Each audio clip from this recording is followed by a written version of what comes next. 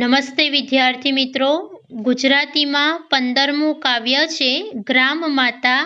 તો આજે આપણે ભાગ 2માં ગ્રામ માતા કાવ્યની સમજૂતી મેળવીશું। ગ્રામ માતા એ એક ખંડ કાવ્ય છે અને આ ખંડ કાવ્યના કવિ કલાપી છે। કવિ કલાપીએ છંદોના માધ્યમથી ગ્રામ માતા કાવ્યનું સર્જન કર્યું છે। તમને પ્રશ્ન થશે કે છંદ એટલે શું? છંદ કોને કહેવાય? તો માધુર્ય સર્જવા માટે દરેક લીટીમાં અક્ષરોની અમુક પ્રકારની ગોઠવણી એટલે છંદ। કવિ કાવ્યમાં મધુરતા લાવવા માટે દરેક લીટીમાં અક્ષરોની અમુક પ્રકારની ગોઠવણી કરે છે, એને છંદ કહેવાય છે। છંદ એ એક વ્યાકરણનો વિષય છે। આ કાવ્યમાં કવિ કલાપીએ છંદોના માધ્યમથી રાજાનું હૃદય બદલાતા સંકુચિત થતા ધરાનો રસકસ પણ કેવો બદલાઈ જતો હોય છે તેનું મનોરમ તથા હૃદયસ્પર્શી વર્ણન કરેલું છે। વિવિધ છંદો ઉપર કવિ કલાપીનો કાબુ પણ આ કાવ્યના માધ્યમથી આપણને સમજાય છે। તો કવિ કલાપીએ ગ્રામ માતા કાવ્યમાં વિવિધ છંદોના માધ્યમથી કાવ્ય રચ્યું છે।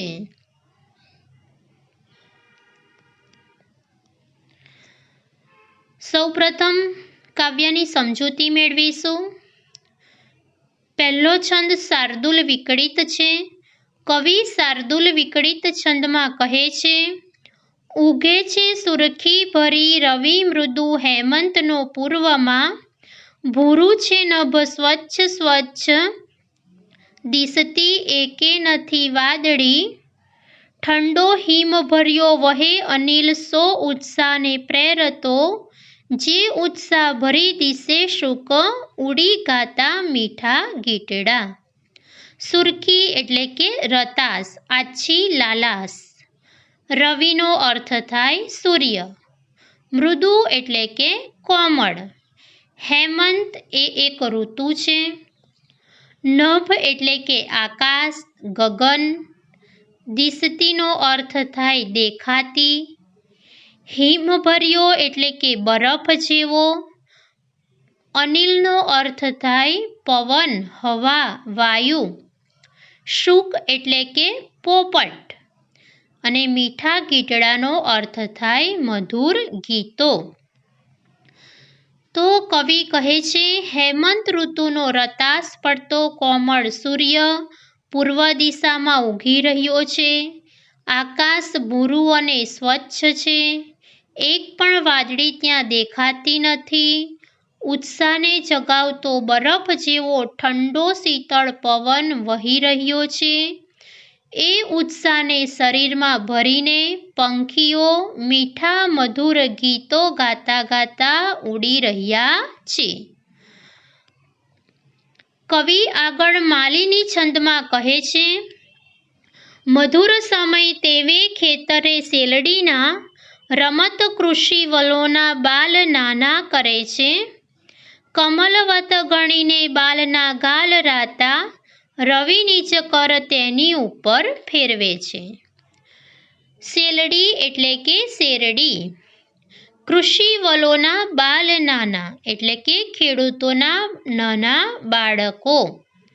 કમલવત, કમલવત એટલે કે કમળ જેવા, કોમળ। નીચ એટલે કે પોતાના અને કરનો અર્થ થાય હાથ। તો કવિ માલિની છંદમાં કહે છે, આવા મધુર સમયે શેરડીના ખેતરોમાં ખેડૂતોના નાના બાળકો રમી રહ્યા છે। બાળકોના કોમળ ગાલને કમળ જેવા, રાતાને મુલાયમ ધારીને સૂરજ પોતાના કિરણો તેમના ગાલ પર ફેરવે છે। તો અહીં આ પંક્તિઓમાં બાળકોના ગાલને કમળની ઉપમા આપવામાં આવી છે બાળકોના ગાલને કમળ જેવા કોમળ ગણાવ્યા છે. તો ઉપમા એ અલંકાર છે.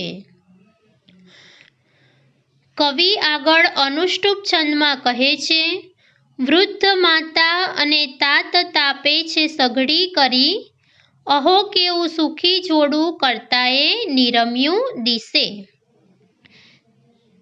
તાત એટલે કે પિતા, જોડુનો અર્થ થાય દંપતી, યુગલ, કરતાએ એટલે કે ઈશ્વરે, નિરમ્યું એટલે કે રચ્યું, બનાવ્યું.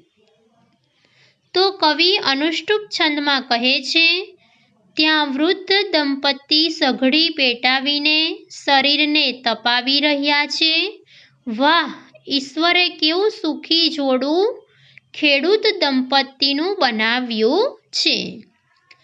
કવિ આગળ વસંત તિલકા છંદમાં કહે છે, ત્યાં ધૂળ દૂર નજરે ઉડતી પડે છે ને અશ્વ ઉપર ચડી નર કોઈ આવે, ટોળે વળી મુખ વિકાસી ઊભા રહીને તે અશ્વને કુતૂહલે સહુ બાલ જોતા.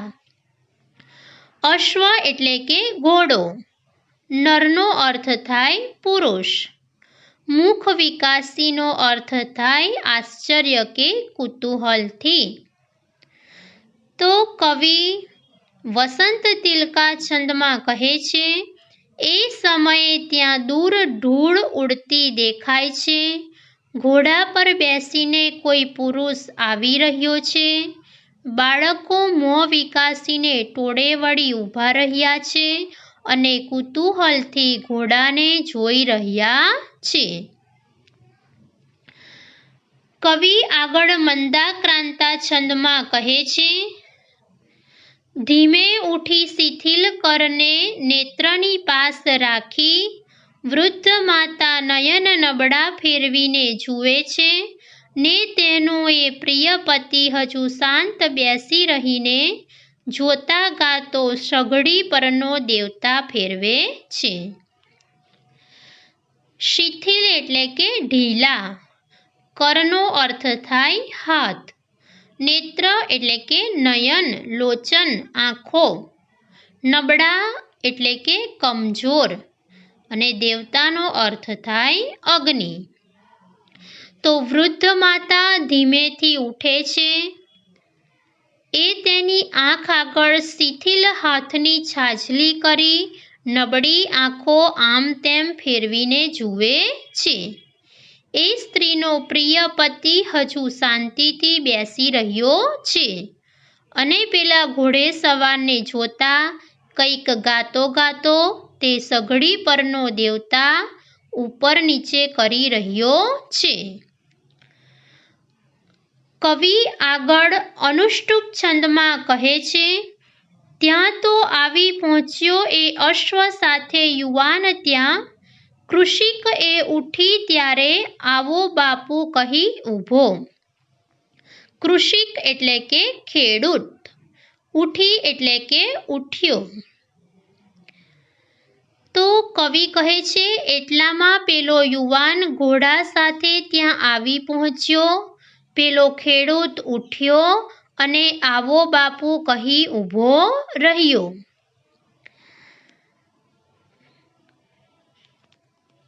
કવિ આગળ શાર્દૂલ વિકળિત છંદમાં કહે છે, લાગી છે મુझને તૃષા, જલ જરી દે તું મને બોલીને, અશ્વેથી ઉતરી યુવાન ઊભીને ચારે દિશાએ જુએ, મીઠો છે રસ ભાઈ શેલડી ટણો, એવું દયાથી કહી, માતા ચાલી યુવાનને લઈ ગઈ જ્યાં છે ઊભી શેલડી. તૃષા એટલે કે તરસ, જલ એટલે કે પાણી.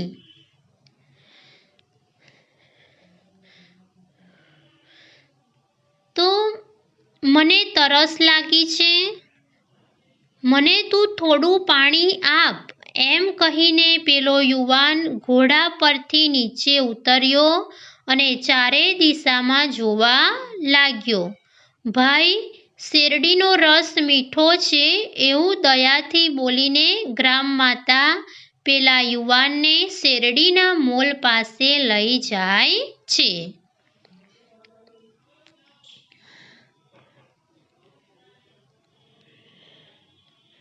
કવિ આગળ વસંત તિલકા છંદમાં લખે છે, પ્યાલું ઉપાડી ઊભી શેરડી પાસ માતા, છુરીવતી જરીક કાટડી એક કાપી, ત્યાં શેર છૂટી રસની ભરી પાત્ર દેવા, ને કંઈક વિચાર કરતો નર તે ગયો પી. કાટડી એટલે કે શેરડીના સાઠાનો નાનો ટુકડો. શેર એટલે કે રસની ધારા.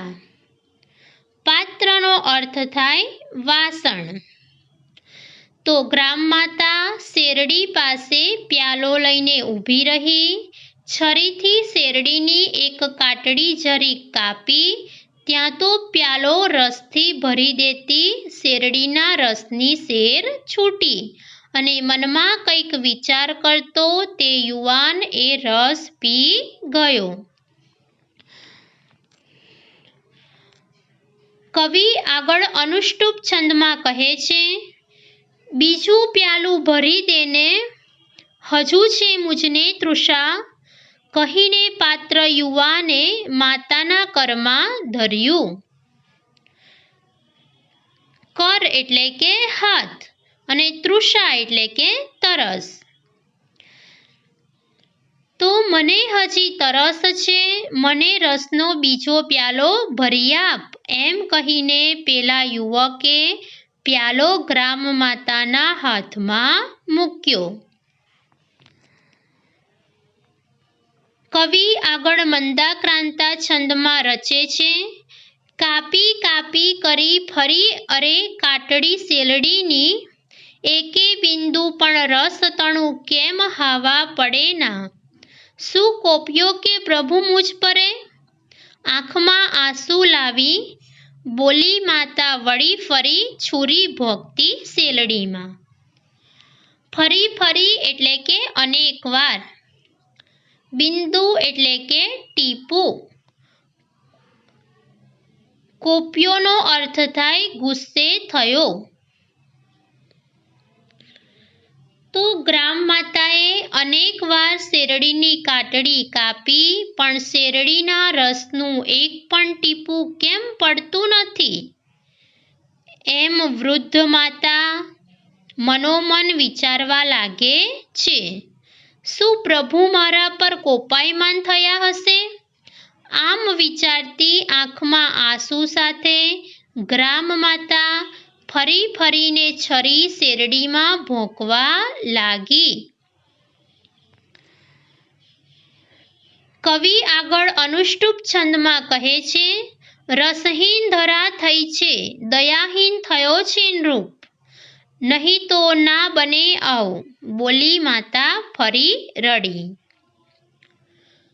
ધરા એટલે કે ધરતી, પૃથ્વી. દયાહીન એટલે કે નિર્દય. નૃપનો અર્થ થાય રાજા. તો વૃદ્ધ ગ્રામમાતા કહે છે, કા રાજા દયા વગરનો બની ગયો છે, કા તો ધરતી રસ કસ વિનાની બની ગઈ છે, નહીંતર આવું બને નહીં, એમ બોલીને ગ્રામમાતા ફરી રડી પડી. કવિ આગળ વસંત તિલકા છંદમાં કહે છે, એવું યુવાન સુણતા ચમકી ગયો ને, માતા ટણે પગ પડી ઉઠીને કહે છે, એ હું જ છું નૃપ, મને કર માફ બાઈ, એ હું જ છું નૃપ, મને કર માફ ઈશ. સુણતા એટલે કે સાંભળીને. ઈશ એટલે કે ઈશ્વર, પરમેશ્વર, પ્રભુ. તો કવિ વસંત તિલકા છંદના માધ્યમથી કહે છે, આ સાંભળીને પેલો યુવક ચમકી ગયો, તે ગ્રામમાતાના પગમાં પડ્યો અને ઉઠીને કહેવા લાગ્યો એ રાજા હું જ છું. હે બાઈ મને માફ કર. એ રાજા હું જ છું. હે ઈશ્વર મને માફ કર. કવિ આગળ શાર્દુલ વિકળિત છંદમાં કહે છે, પીતો તો રસ મિષ્ટ હું પ્રભુ અરે, ત્યારે જ ધાર્યું હતું. આ લોકો સહુ દ્રવ્યમાન નક્કી છે, એવી ધરા છે અહીં. છે જોયે મુજ ભાગ કંઈ નહીં, સમો તે હું વધારું હવે. શા માટે બહુ દ્રવ્ય આ ધનિકની પાસેથી લેવું નહીં. મિષ્ટ એટલે કે મીઠો. દ્રવ્યમાનનો અર્થ થાય ધનવાન. ધરા એટલે કે ધરતી. ભાગનો અર્થ થાય કર. ધનિકનો અર્થ થાય શ્રીમંત, પૈસાદાર. તો રાજા કહે છે, હે પ્રભુ, જ્યારે હું શેરડીનો મીઠો રસ પીતો હતો ત્યારે જ મેં ધારી લીધું હતું કે અહીંની ધરતી એવી છે કે અહીંના ખેડૂતો ચોક્કસ ખૂબ ધનવાન પૈસાદાર છે. તો પણ મને તેમની ઉપજમાંથી નજીવો ભાગ એટલે કે કર મળે છે. તો હવે હું મારો કર વધારી દઉં. આ ધનવાન ખેડૂતો પાસેથી વધારે કરવેરા શા માટે વસૂલ ન કરવા, એમ હું વિચારી રહ્યો હતો, એમ રાજા કહે છે.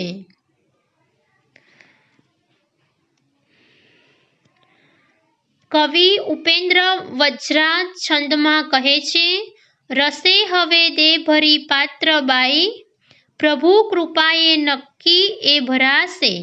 સુખી રહે બાઈ, સુખી રહો સૌ, તમારી તો આશીષ માત્ર માગું.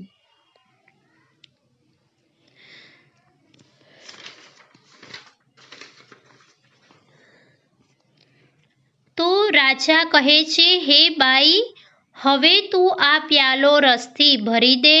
ઈશ્વર કૃપાથી હવે એ ચોક્કસ ભરાઈ જશે. હે બાઈ, તું સુખી રહે, તમે સૌ સુખી રહો. હું તો ફક્ત તમારી આશીષ જ માગું છું. તો આ પ્રમાણે રાજા ગ્રામ માતાને કહે છે. કવિ આગળ વસંત તિલકા છંદમાં કહે છે, પ્યાલું ઉપાડી ઊભી શેલડી પાસ માતા, છુરીવતી જરી જ કાતડી એક કાપી, ત્યાં શેર છૂટી રસની ભરી પાત્ર દેવા, બહોળો વહે રસ અહો છલકાવી પ્યાલું. તો પ્યાલો લઈને શેરડીની પાસે ઊભેલી ગ્રામ માતાએ છરી વડે જરીક જ શેરડીની કાતડી કાપી કે તરત જ પાત્રને ભરી દેવા માટે શેરડીના રસની ધાર છૂટી જાય છે અને પ્યાલો છલકાઈને પુષ્કળ રસ વહેવા લાગે છે. તો આ પ્રમાણે કવિ કલાપીએ વિવિધ છંદોના માધ્યમથી મધુર કાવ્યનું સર્જન કર્યું છે. આભાર.